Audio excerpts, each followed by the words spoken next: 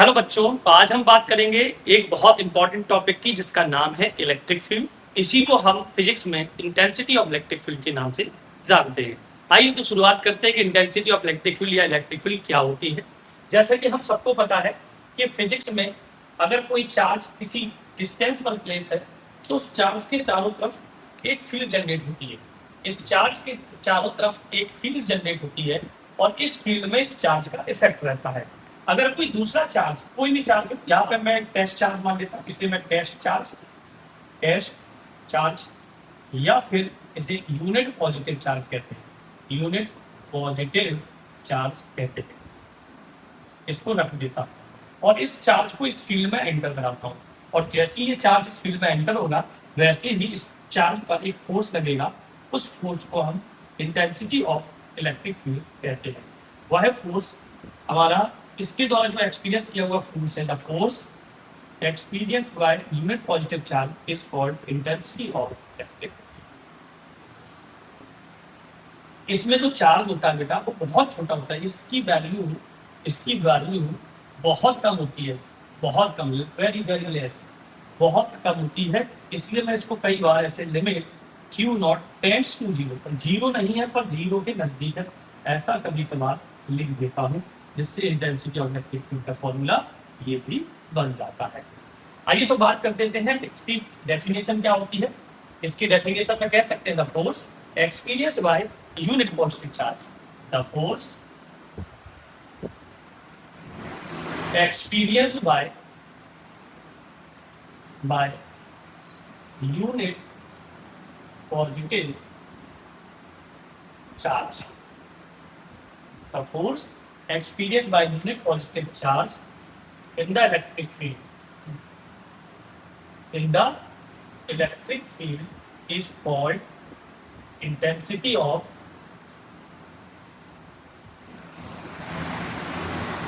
Electric field. इसको हम E से डिनोट करते हैं बेटा, इसको हम ई से डिनोट करते हैं। It is denoted by E, it is denoted by E. ठीक, इसको हम ई से डिनोट करते हैं।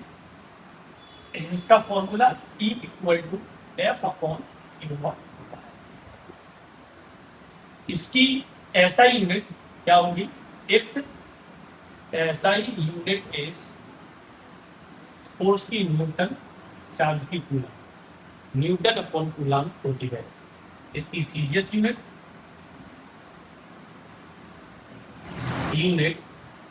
इज फोर्स को हम डायन बनाते हैं, डायन, और चार्ज को हम स्टेट कूलम, चार्ज को स्टेट कूलम।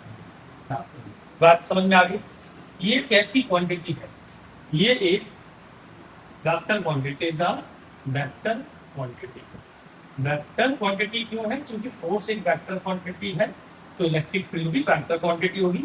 और इसको हम ई से डिनोट करते हैं, E vector equal to F vector upon two. किस तरीके से वेक्टर फॉर्म में हम इसको लिख सकते हैं।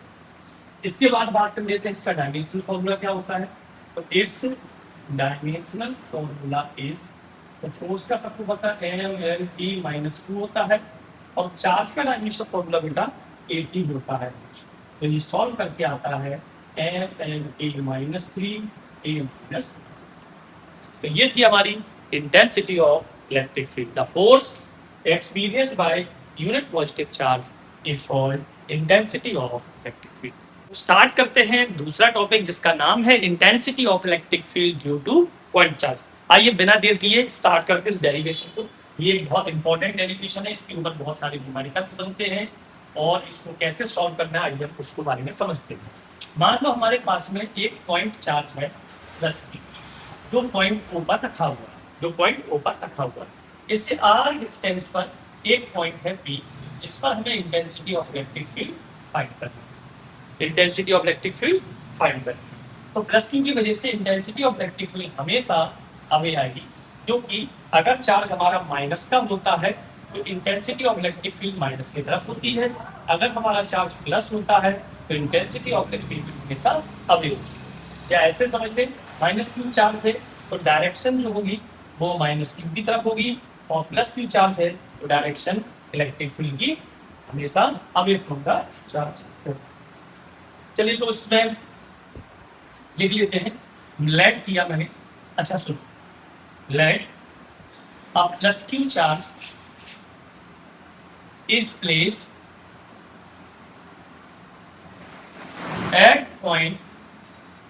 at a point O. We have to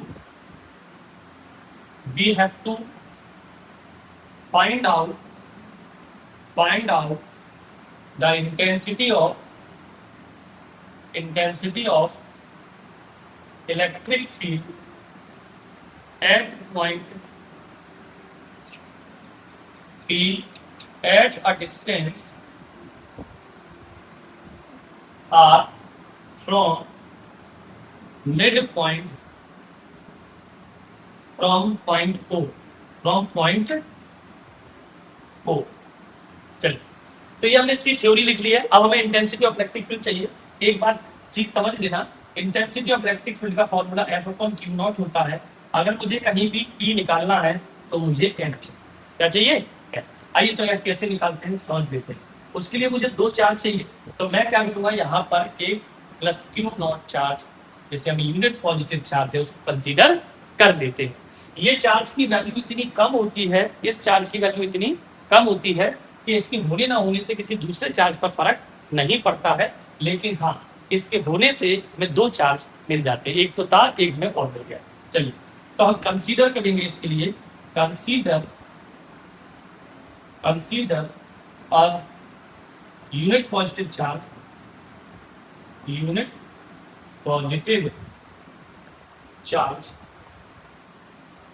at point P. Now, the force, now, अब इस चार्ज ने इस चार्ज पर कितना फोर्स लगाया? Now, the force acting on Q0, तो कितना हो जाएगा हमारा F equal to K Q naught upon R square. आइए समझ लेते हैं, दो पॉइंट चार्जों के बीच में कितना फोर्स लगता है। अगर ये Q1 ये Q2 आर डिस्टेंस है तो इनके बीच में लगने वाला फोर्स होता है Q1 Q2 upon R square, जो कि कूलम्ब्स ने बताया था। यहाँ चार्ज Q1 की जगह Q है, Q2 की जगह Q0 है, तो Q1 Q2 की जगह Q0 रख दिया, ये रखा आर स्क्वायर रखा, ये इनके बीच में लगने वाला फोर्स है। आइए अब समझते हैं इंटेंसिटी ऑफ इलेक्ट्रिक फील्ड क्या है। ध्यान से देखना, now the intensity of electric field at point P। ध्यान से सुनना बेटा, इंटेंसिटी ऑफ इलेक्ट्रिक फील्ड होती है फोर्स अपॉन चार्ज Q0। इस F की वैल्यू हम यहाँ पुट कर सकते हैं, तो हमने E इक्वल टू, तो हम इक्वेशन फर्स्ट से इसकी वैल्यू पुट कर दी। E इक्वल टू F की वैल्यू है के Q0 upon R square upon Q0 से Q0 कट गया, तो हमारे पास इलेक्ट्रिक फील्ड आ गई बेटा Q अपॉन आर स्क्वायर, और इसकी SI यूनिट होती है न्यूटन अपॉन कूलम्ब। यहाँ इलेक्ट्रिक फील्ड हमारा आर स्क्वायर के इनवर्सली प्रोपोर्शनल होता है, इस आर स्क्वायर के इनवर्सली प्रोपोर्शनल होता है। अगर मैं यहाँ पर K की वैल्यू पुट करता हूँ तो हमारे पास में इलेक्ट्रिक फील्ड बन जाएगा 1/4πε0 Q अपॉन आर स्क्वायर। अगर आप वैल्यू पुट करोगे K की तो हमारे पास में आ जाएगी Newton upon coulomb. Electric field चूंकि मीडियम पे डिपेंड करती है, तो अगर यहाँ मीडियम होगा तो मीडियम डिपेंडेंट है, तो कह सकते हैं इफ मीडियम इज प्रेजेंट,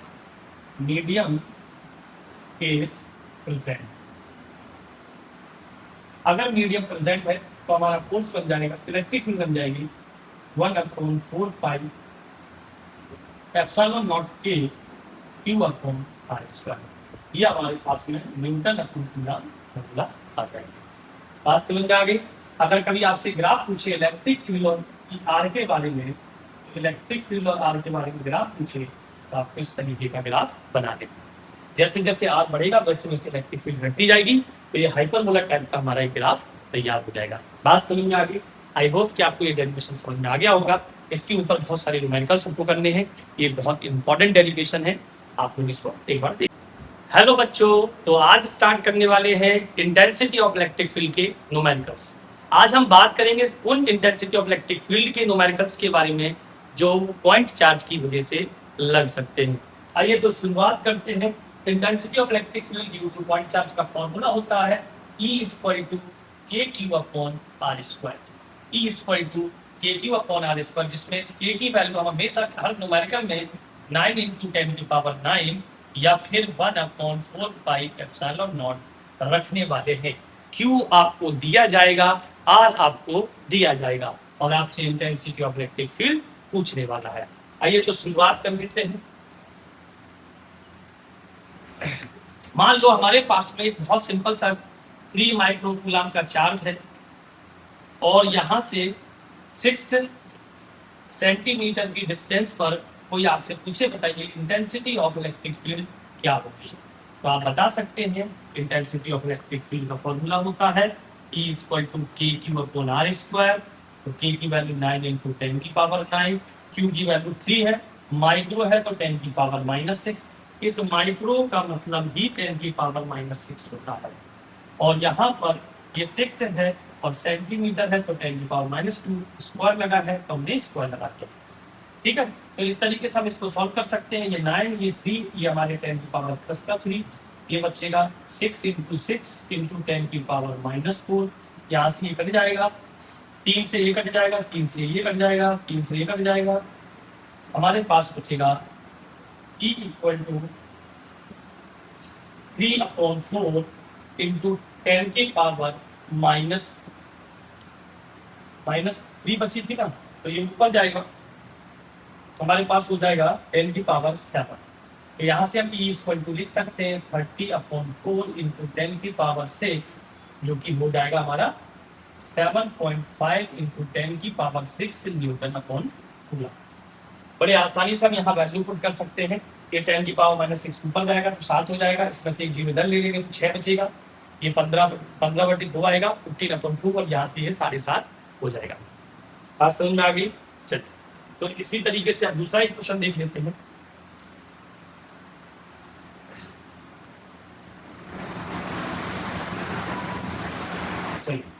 दूसरा क्वेश्चन देखते हैं। मान तो आपको इस तरीके से क्वेश्चन पूछ सकता है कि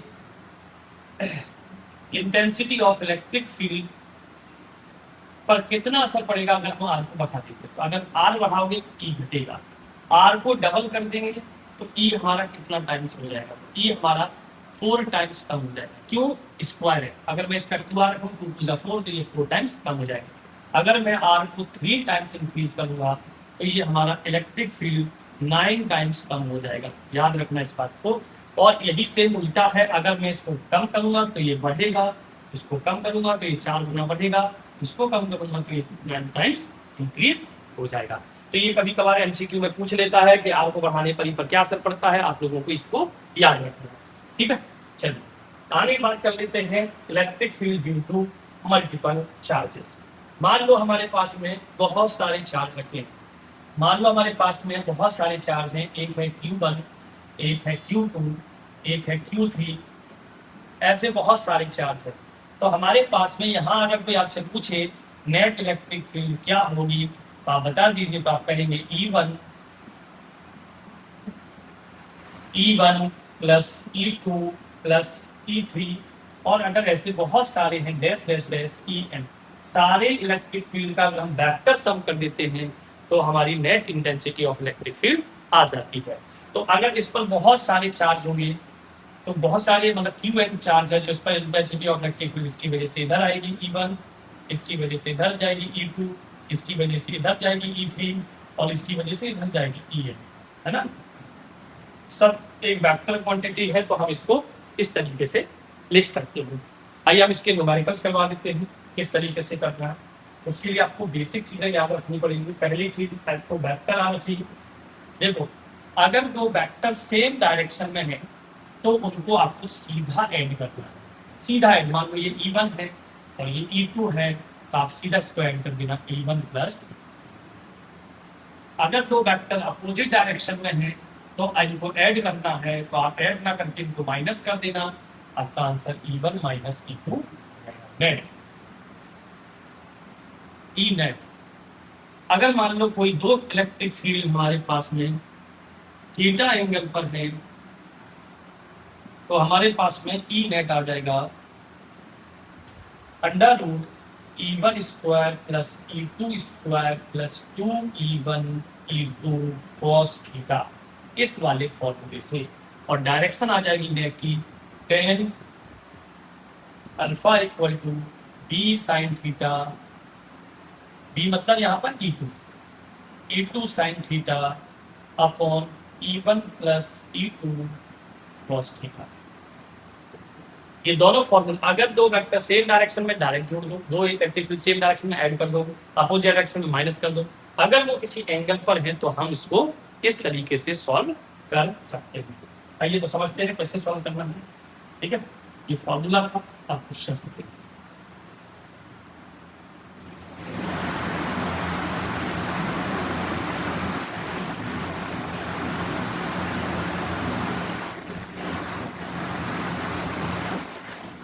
क्वेश्चन देख लीजिए। मान लो हमारे पास में एक चार्ज ये है 2 माइक्रोकूलम, है ना, एक चार्ज ये है 2 माइक्रोकूलम। मैंने आपसे बोला एक दूसरे से 4 सेंटीमीटर की डिस्टेंस पर। बताइए इसके मिड पॉइंट पर इंटेंसिटी ऑफ इलेक्ट्रिक फील्ड क्या होगी।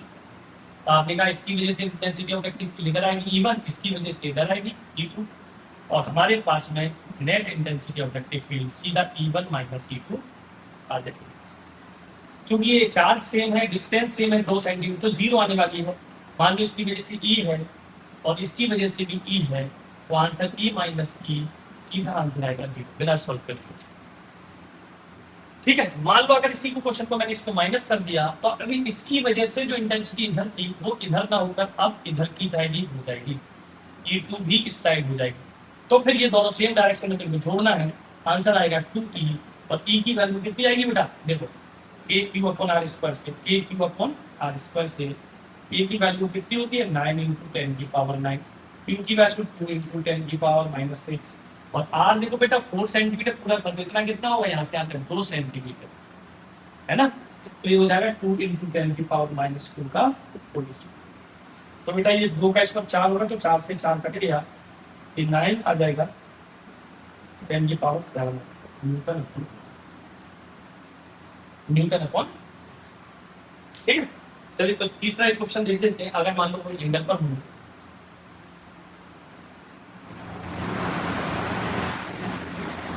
भाई तीसरा क्वेश्चन देख लेते हैं। अगर मान लो दो इलेक्ट्रिक फील्ड ऐसे एंगल पर E1 E2 और ये एंगल पर, तो हमें पता है डायरेक्ट फॉर्मूला लगाना है, तो किस तरीके से सॉल्व करना है इसके बारे में बात करेंगे। मान लो आपके पास में एक ट्रायंगल है, ये चार्ज है Q, ये चार्ज है Q, ये डिस्टेंस है A, ये A है, ये A। यहाँ पूछ रहा है इलेक्ट्रिक फील्ड, इसकी वजह से आएगा इधर E1, इसकी वजह से आएगा इधर E2, और ये एंगल 60 है, तो ये एंगल भी कितना होगा बेटा 60। आइए शुरुआत कर लेते हैं। E1 कितना होगा और E2 कितना, दोनों बराबर होंगे, के क्यू अपॉन ए स्क्वायर, क्योंकि हमने डिस्टेंस A मान रखी है, इसको हमने E मान लिया, और 60 डिग्री एंगल से तो नेट इलेक्ट्रिक फील्ड आ जाएगी। नेट इलेक्ट्रिक फील्ड फॉर्मूला लगेगा E1 square E2 square plus 2E1 E2 cos 60। cos 60 की वैल्यू बेटा 1/2 होती है, तो ये 2E square plus 2E square into 1/2, 2 से 2 कट जाएगा, ये आ जाएगा 3E स्क्वायर, और फाइनली आ जाएगा √3, और E की हम वैल्यू पुट कर देंगे के क्यू अपॉन ए। यही हमारा आंसर, यही हमारा आंसर तो है। आइए तो इसमें क्वेश्चंस कर लेते हैं। मान लो अगर आपके पास में ये, अब याद रखें अगर दो वेक्टर सेम वैल्यू पर 60 डिग्री पर है, ये E है और ये E है, तो आंसर हमेशा √3 टाइम्स किया जाएगा। ठीक है, याद रखना इस बात को।